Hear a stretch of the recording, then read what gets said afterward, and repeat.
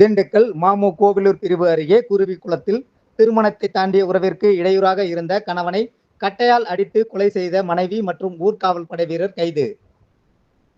சனிக்கிழமை மாலை 5 மணி அளவில் கிடைக்கப்பெற்ற தகவலின்படி திண்டுக்கல் மாமு கோவிலூர் பிரிவு குருவிக்குளத்தின் அருகே எரியோடு அருகே காலனம்பட்டியைச் சேர்ந்த நாச்சிமுத்து வயது 54 என்பவர் காயங்களுடன் இறந்து கிடந்தார். தகவல் அறிந்து சம்பவ இடத்திற்கு விரைந்து சென்ற திண்டுக்கல் தாலுகா போலீசார் உடலை கைப்பற்றி பிரேத பரிசோதனைக்காக திண்டுக்கல் அரசு மருத்துவக் கல்லூரி மருத்துவமனைக்கு அனுப்பி வைத்து வழக்கு பதிவு செய்தனர்.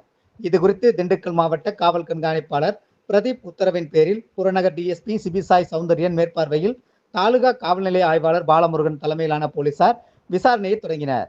விசாரணையில் நாச்சிமுத்துவின் மனைவி காளியம்மாள் வயது 45 என்பவருக்கும் மாங்கரை நடுப்பட்டியைச் சேர்ந்த கிருபாகரன் வயது 26 இருவருக்கும் இடையே திருமணத்தை தாண்டிய தகாத உறவு இருப்பதாக தெரிய வந்துள்ளது. கிருபாகரன் ஒட்டஞ்சத்திரத்தில் ஊர்காவல் படையில் வேலை செய்து வருகிறார்.